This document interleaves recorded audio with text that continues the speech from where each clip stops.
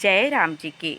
हमारे यहाँ की ये बड़ी सुंदर परंपरा रही कि बड़े बुजुर्ग नन्हे बालकों को कहानियाँ सुना सुनाकर सुंदर प्रेरणाएं देते रहे हैं।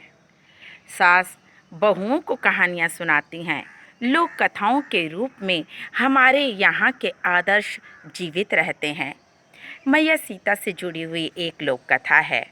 माता सीता एक कथा कहती थीं और श्री राम उसे सुना करते थे।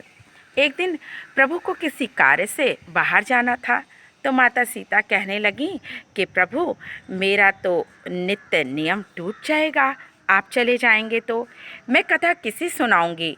प्रभु ने कहा, कुएं पर चली जाना, वहाँ जो महिलाएं पानी भरने के लिए आएंगी उन्हीं को कथा सुना देना। माता सीता कुएं की पाल पर जाकर बैठ गईं। एक स्त्री वहाँ आई। उसने बड़ी सुंदर रेशम की साड़ी पहन रखी थी और एक सोने का घड़ा ले रखा था। माता ने उन्हें देखा, बोली, बहन, मेरा 12 वर्ष का एक नियम है, मैं एक कथा कहती हूँ, आज मेरी कथा तुम सुन लो। वो महिला बोली, अरे मुझे घर जाने में देर हो जाएगी, मेरी सासू माँ मुझे कुछ कहेंगी, मुझे अच्छा नहीं लगेगा, मुझे घर जाना है, मैं आपकी कथा नहीं सुन सकती। जब वो महिला लौट कर घर आई तो सासू माँ ने देखा, अरे सिर पे रखा हुआ ये सोने का घड़ा मिट्टी का कैसे हो गया?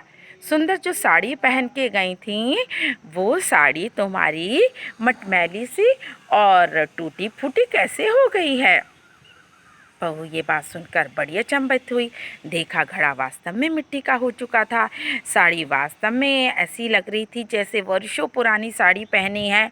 सासू माँ को सारी बात कह के सुना गई कि कुएं की मुटेर पर एक महिला बैठी हुई थी और उसने मुझसे कहा कि आप मेरी कहानी सुन लो। मैंने कहानी नहीं सुनी और मैं वापस घर आ गई पानी भरकर कुएं से। शायद कहानी ना सुनने के कारण ही ये सब हुआ है।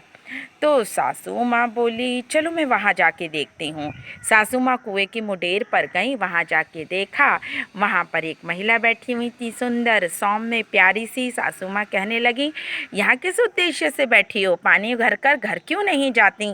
तो महिला ने कहा, मैं एक कहानी कहती हूँ, 12 वर्षों का मेरा नियम है, आज कोई सुनने वाला नहीं मिला, इसलिए मैं कहानी नहीं सुना पाई हूँ, और जब तक कोई मेरी कहानी नहीं सुन लेता तब तक तो मैं घर जा नहीं सकती। सासू माँ ने कहा, तो फिर मुझे सुना दो, मेरे पास समय है, मेरी बहू सारा घर का काम निपटा लेगी। तो कहानी सुनाने लगी। कुएं की मुटेर पे बैठी हुई माता सीता बोली, राम आए लक्ष्मण आए, देश के पुजारी आए, नित नेम का नेम लाए, आओ राम बैठो राम, तपी रसोई जीमो राम, माखन मिश्री खाओ राम, दूध बताशा पियो राम, सूत के पल का मोठो राम, शाल दुशाला पठो राम, शाल दुशाला ओढ़ो राम, जब बोलूं जब राम ही राम, राम सवारे सबके काम, खाली घर भंडार भरेंगे, सबके बेड़ा पार करेंगे, जय श्री राम, जय जय राम।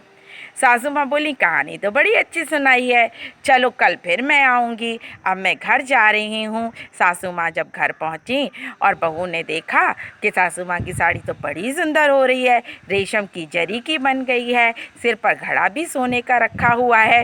सासू माँ से बहू पूछने लगी, आपके साथ क्या हुआ? सासू माँ ने कहा, वही सब कुछ, तुमने कहानी सुनी नहीं थी, मैंने कहानी सुनी थी।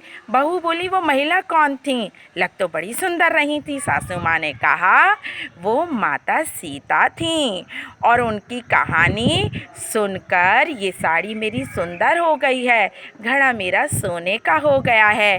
अड़ोसन पड़ोसन को बताने लगी सासू माँ कि माता सीता से मेरी मुलाकात हुई थी, उन्होंने मुझे नित्य नेम की कथा सुनाई थी और उस कथा को सुनकर मेरे घर की सारी दरिद्रता समाप्त हो गई है। इसी समय से ये कहा जाता है कि सीता माता की जो नित्य नेम की कहानी है उसे कहने सुनने वाली महिलाओं के घर की दरिद्रता नष्ट हो जाती है। उत्तर प्रदेश, बिहार, हिमाचल प्रदेश और हरियाणा के कुछ क्षेत्रों में आज भी सीता जयंती पर सास और बहू ये नित्य नेम की कथा बड़े प्यार से सुनती और सुनाती हैं। जय राम जी की।